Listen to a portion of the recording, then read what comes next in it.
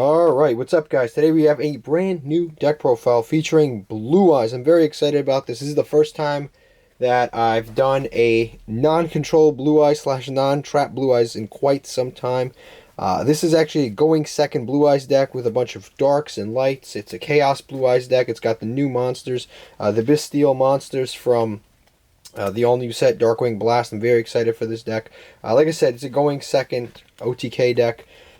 Very, very fun. Good against a lot of different meta decks. But let's get started.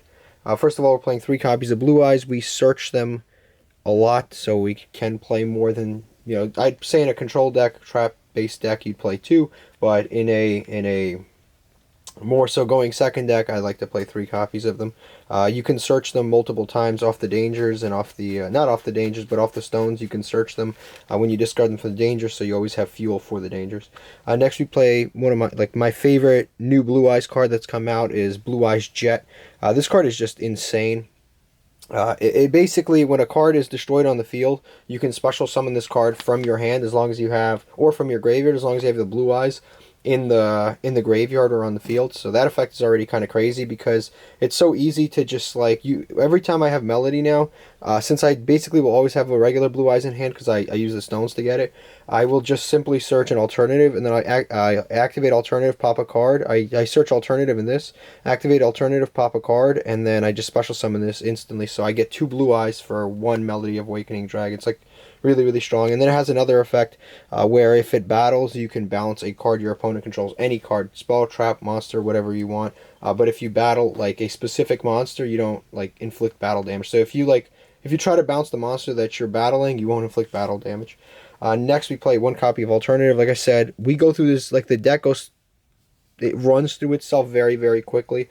So we really don't have a reason to play. Yeah, we don't have a reason. We always can get to this card pretty easily. We don't have to worry about playing more than one of this card. It's very searchable. We play 1 copy of Chaos Creator.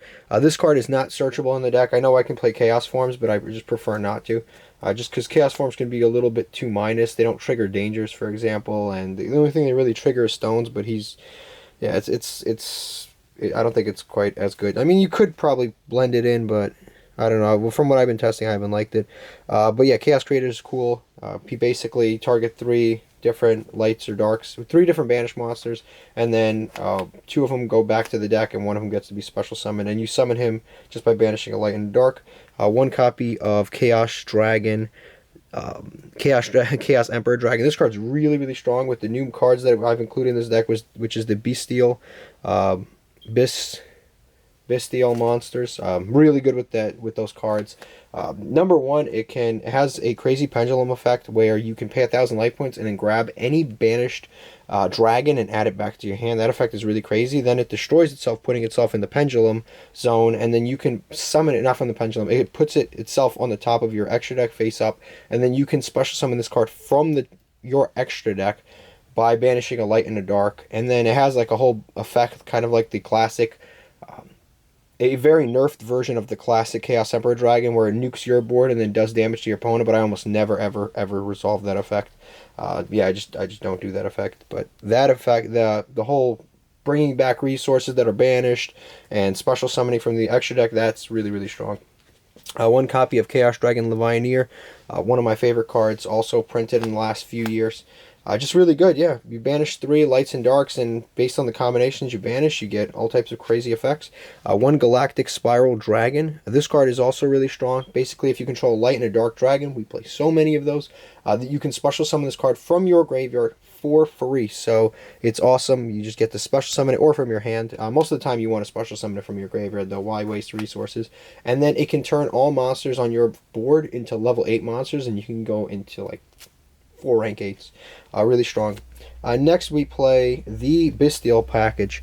We play 2 copies of the Bystial Lubellion. I have 3, but through testing I found that 2 is just, it's tough to really say, but 2 is better. When you're playing dangers and you're going through your deck at a highly efficient rate, most of the time when you're playing this deck, you will go through half of your deck, and I don't like to play too many cards that are hard once per turns at large ratios, because if you open too many, I'd rather play a larger variety of good once per turns than to play than to play a bunch of similar ones per turn, because as long as you can resolve a bunch of different effects, it keeps throwing different things at your opponent to have to negate and deal with, and I prefer to play it that way. But he's very good. He's your combo starter for the Bystial stuff. You can discard him to get any Bystial monster, and then on top of that, you can tribute a dark monster that's level 6 or higher, and you can special summon him back to your side of the field, and then he has an effect where you can search a... place a Bystial Spoiler Trap face up in your Spoiler Trap card zone, which are these two. And this trap is like really, really good. We'll get to it when we get to the traps, which is just this one trap. But this card is really strong. You place it directly into your Spawn Trap card zone, and it's really good going second because it can immediately tribute a dragon and pop a card your opponent controls. And normally I would say that's not good for a trap card, but because you're going second, you're placing this into your back row, it doesn't even matter, so it's really strong. Then we play 3 copies of Bystial Magnamut. This card's another one that's really strong. So basically what it does is you can banish a monster from either player's, banish a light or dark monster from either player's graveyard to special summon this card. If your opponent controls a monster, which again, we're going second, so yes, they're going to be controlling a monster, this becomes a quick effect. And then during the end phase of the turn that this card is special summoned, it activates on summon and then resolves in the end phase. You can search any dragon in the entire game of Yu-Gi-Oh! That you want. So that effect is just crazy because again, remember, you're going second, your opponent's going first. Say they're playing Tier Elements. You just activate, banish whatever card they're about to use to fusion summon this onto the board, and then during the end phase, you get to add whatever dragon you want. So you can add the Lubellion, you can add a Stone, you can add a Blue Eyes alternative, you can add a Chaos. Like, you can literally add whatever dragon you want. It's kind of like insane. It's almost like, and it's on top of that, it's like a DD Crow. So it's a DD Crow, a free summon, and it lets you search any dragon. It's so crazy, and it's only a super rare. Realistically, the only thing you really have to like pay up for is the Lubellions. But other than that, out of this entire engine, you're basically just it's basically a bunch of super rares, which is kind of insane. Yeah, really, really strong card. Then we play 1 copy of Sorrow Near. This is another kind of Bystial name. Same effect, you can banish a light and a dark from either player's graveyard to summon it, and obviously if you control a monster, you can summon it during your opponent's turn, because it's a quick effect. And then this one lets you send a Bystial Spawn Trap to the graveyard, or a Bystial card to the graveyard, which you can send the branded Regained, and then you can add it back, or put it in your... put it back on the field with the branded beast. By the way, it lets you put a branded Spawn Trap card in the graveyard. And then we've got the Bystial Dragon Worm. And this one, I might switch the ratios. I might cut him all entirely and just play more of this guy. Because going second, this guy's very good. He lets you do the same thing. You can special summon him. Same way, banish a light or a dark from either player's graveyard during either player's turn if your opponent controls a monster. But this card, when it's summoned, lets you send a monster, target and send a monster your opponent controls to the graveyard, which is, again, it's like an interruption on your opponent's board. It's almost like activating like Imperm and Altergeist Multifaker. It's like you get double interruptions. It's really strong. So that's what we play for the Bystial Dragons. Next we play for the Dangers. We play 3 Danger Bigfoot. Everybody should know more or less what the Dangers do by now, but they basically are a really good draw and special summon engine. 3 copies of the Thunderbird. We play the level 8s, obviously. I cut Ogopogo because Ogopogo is kind of a mess. If you want to play Ogopogo, you can. He's a nice, I guess, budget option if you don't have Lubellions. 2 copies of Nessie, should be 3, but I'm letting somebody borrow one. That should be 3 copies of Nessie. 1 copy of Tsuchinoko and 1 copy of Jackalope. Both very good. This one I've special summons from the deck, special summons itself. And because of some of the Link monsters we play, we do have to play those. Now, I'm going to move this because, like I said, this is kind of like a monster mash deck. There's a lot of monsters being played here. We play, and this is, the ratios kind of make sense a little bit. I play a bunch of good normal summons and like good monsters that are like once per turns, so that if I see multiples, I never have to worry about multiples. We play 1 copy of Seifert. This card is one of your good normal summon options. Basically, you can send monsters from your hand, dragon monsters from your hand or field, and then add 1 dragon monster with the same level as the ones that you've sent. So you can send, for example, like a Blue Eyes White Dragon, that you get for free off a stone, and then you can search any level 8 blue eyes. You can send this to the graveyard to search, for example, like a level 4. You can send a stone to search a different kind of stone. So you can send a stone of ancients to get a stone of legend, or vice versa. But basically, yeah, you can send dragons to basically grab other dragons. Additionally, this card is also very good in blue eyes because you can banish it out of the graveyard, and then you can add any level 8 monster from your graveyard back to your hand. So it's like double good in blue eyes. Then we play 1 copy of Dictator. Again, this card's a hard once per turn, and once you really use it once, like, you really don't need to do it again. Basically what it does is you special summon it for free by sending a blue eyes from your deck. So already really good. The summoning requirement is the Foolish Burial Blue Eyes White Dragon. Really good effect there. And then it has another effect where you can target a blue eyes monster, any blue eyes monster in the graveyard, and then discard a card that specifically says blue eyes white dragon, specifically blue eyes white dragon. And then if you discard that, you can special summon the card that you targeted the graveyard. The card that you discard can be like you can discard like a blue eyes white dragon, you can discard a jet, you can discard a stone of legend, you can discard an alternative, you can discard any one of those cards and then get a free special summon. But it's a really strong card. We play 1 copy of Sage. Again, it's kind of like we don't have a lot of normal summons, but the ones that we do are pretty good. Sage will search us any stone, and also obviously the other effect where you can just get rid of an effect monster and then special summon a blue eyes from your deck. 1 copy of Effect Veiler. We search off the stone because it's just, yeah, it's like a free card that we can get. I really can't really stress it. It's a free option. And then we've got 2 stones, Stone of Legends. We usually filter through all of these, and we basically get a bunch of free blue eyes white dragons to our hand that we can keep discarding with dangers and other things. 1 copy of Stone of Ancients. We actually use this more for its second effect than we do for the first effect, because we're going second. We're probably going to OTK our opponent with the XYZ monsters we play in our extra deck, so we don't really even need to stress about the summoning during the end phase. So we usually will just banish to trigger our branded regained, or we banish it, yeah, just to add back a blue eyes that we need. Then we play 2 copies of Plague Spreader Zombie. This is another card that can trigger the branded regained because it banishes itself when it leaves the field if you summon it with the card effect. It's another optional normal summon. We have a ton of optional normal summons that also double as cards that have good graveyard effects. That was kind of the goal here. Like, I don't really care, like, if any of these cards get hit with a danger, I'm not really like stressed. That's the whole, like, plan behind it. Like, I can normal summon this and then use a level 8 in this to make a Baron de Fleur, but if this gets hit, if a danger hits this card, it's not that big of a deal because this has a graveyard effect to bring itself. This has a graveyard effect to bounce back a blue eyes or summon a blue eyes. This gets me a blue eyes, or we could just normal summon it and then make a relinquish animal and steal a monster. This has a graveyard effect. This, if we draw it in a weird situation, I can just send it to the graveyard to summon a blue eyes from the deck. This you can basically summon anytime you want, but that was kind of the idea behind this extra deck here.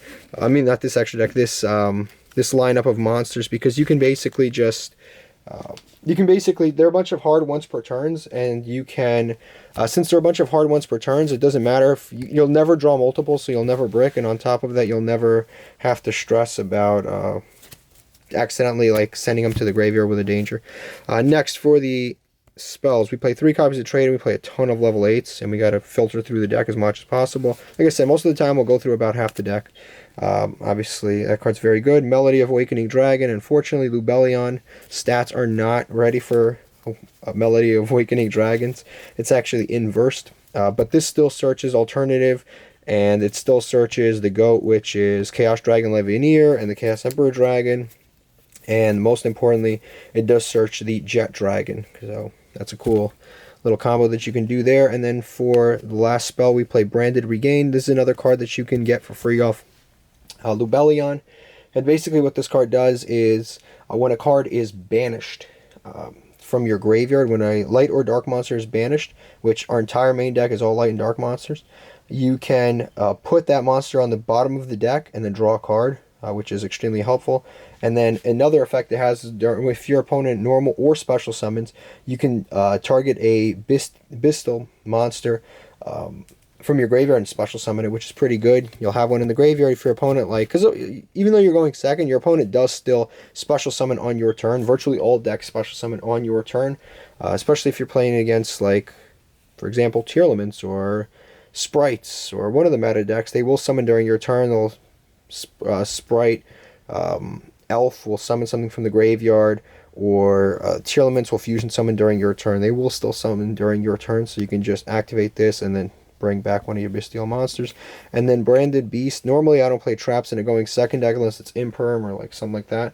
But obviously this can be activated directly from your deck, and this has a really cool effect where you contribute a dragon and then pop a card your opponent controls. It's one of our outs to Mystic Mine if we're stuck under it. But yeah, you can just activate, pop, and that's your solution to that problem. During the end phase, you can bring a branded continuous spell from your graveyard onto the field, so you can, if this is in the graveyard, you can get it back with beasts. Really cool. But that is the main deck. Like I said, give that a try. Let's go to the extra deck.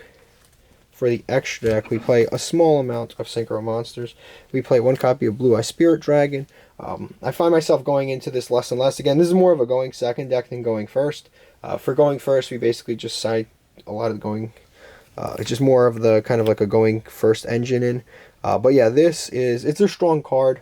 It's just, like I said, going second, it's just not as strong. We play one copy of Baron de Fleur, one of the better cards in the deck. Like I said, Plague Spreader Zombie usually makes it, and it can help you play around a lot of negates right away, because they may not see it coming. They don't know what you're playing.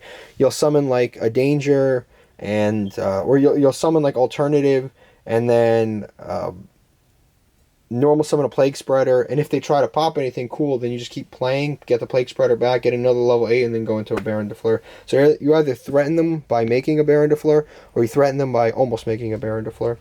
We play one Virtual Shen Shen. It's just the best generic rank 9, not rank 9, Synchro 9 that I could really come up with. The only other one is the one that works with tuners, but this one is just better because everything that leaves the field gets banished, so it can help out boards that of monsters that float. So this is good against Tearlaments. If you're going second, you make this against them and you attack over their monsters, and every time their monster leaves the field, it gets banished, so they don't trigger their effects. Then we play one copy of Lina the Light Charmer. Lina is really strong against light decks because we play all lights and darks. So we are either taking, like I said, we're taking a light or a dark from their graveyard, and we're going to be able to use it. One cool thing is if you're playing in the mirror match, you can take, actually no, you can't take the Lubellion because it can't be summoned through other means. But you can take like a light monster, like if they are playing Blue Eyes for whatever reason, you can take their Blue Eyes and then use it for yourself. But yeah, just good against light monsters. Dark is the other thing that we have available to us. So if they're playing a light or a dark deck, we will be able to steal a monster from their graveyard. Light and dark is the most populous attributes in the game of Yu-Gi-Oh! So you don't have to stress yourself out. One of these two will take some kind of monster from your opponent's graveyard. For the next one, we play one copy of Heretic Seal of Heavenly Spheres. Obviously, this is any two dragons, you get to make it, and it plays around Nibiru. So if they Nibiru us, this gets tributed, and then you get to summon a dragon from your deck and keep playing. One Relinquished Anima, it's the best link one for going second. You can steal a monster from one of the two of the 5 columns. We play one copy of Selene because we played not that many spells. Like we don't play that many spells, but we will go through most of the spells. And then the spellcasters that we do play are not high in level, so we've got like level 1, level 2, and then we've got like level 4. So we've got some lower level spellcasters anyway, so we will be able to special summon them. But even if we can't, we just summon it to we summon it with the free stuff that we get off of the Dark Charmer. Relinquished Anima, the Dark Charmer, and Lina are all spellcasters, so we can easily go into Selene, and Selene will help us make a pretty strong access code talker. Yeah, it's a pretty good line, and the access code obviously is going to allow us to pop at least 2 cards and become 5300 attack. Now for the XYZ cards, we play one copy of Photon Lord. This is usually the first monster you want to drop out. First 2 level 8s you put on the board, you go into Photon Lord. You play around Nibiru, number 1, and number 2, you just play against hand traps, Nibiru, and all types of other stuff. Because no one's stupid enough to ever like Ash or Danger. No one's ever stupid enough to Ash or like Effect Veiler or Danger or anything like that. So you just keep activating Dangers. You put 2 level 8s on the board, or you put like like an alternative and a danger on board, make this, and now they can't hand trap you for the rest of the turn, because if they do, it has a monster negate. Next we play one copy of Hope Harbinger Dragon. This is obviously negate spells, so if you're playing against a spell heavy deck, it's pretty good.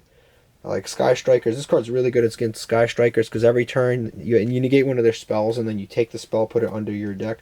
Which, by the way, I just love the fact that this deck is really, really good against Sky Strikers. I hate Sky Strikers. I've always hated Sky Strikers. This allows you to actually activate and then banish their Ray from the graveyard, because Ray's a dark monster. You banish a Ray, special summon this, and then you can just attack over their Sky Striker link monsters, and now they don't get to float 3 times into a bunch of other monsters, because that used to be really, really frustrating. And next we play one copy of Dragluvion. This is basically our main OTK engine. We use Dragluvion to either summon the Hope Harbinger or number 100, which basically gains attack equal to the total ranks on the field, and you can usually pretty easily make a 17,000 attack number 100 just by having like number 1, number 100, a Dragluvion, and like Photon Lord, and you can easily go into 17,000 attack monster and attack for game. And then we have the number 92 Hard Earth, just in case we go first against a back row deck, or like, yeah, if we go first against a back row deck or a deck maining like Mystic Mine or something, we just make this pass turn, and then Mystic Mine decks don't have an out to like monsters. They don't bother with actually getting rid of your board. So if they don't get to the Mystic Mine, or you interrupt their Mystic Mine and they try to set things, you just banish everything else. You just like use the branded beast to destroy their monster, their Mystic Mine in the end phase, before they can use any of their solemns, and then during the end phase, Hard Earth will banish the rest. Really good. And then we play one copy of Divine Arsenal AA Zeus Sky Thunder.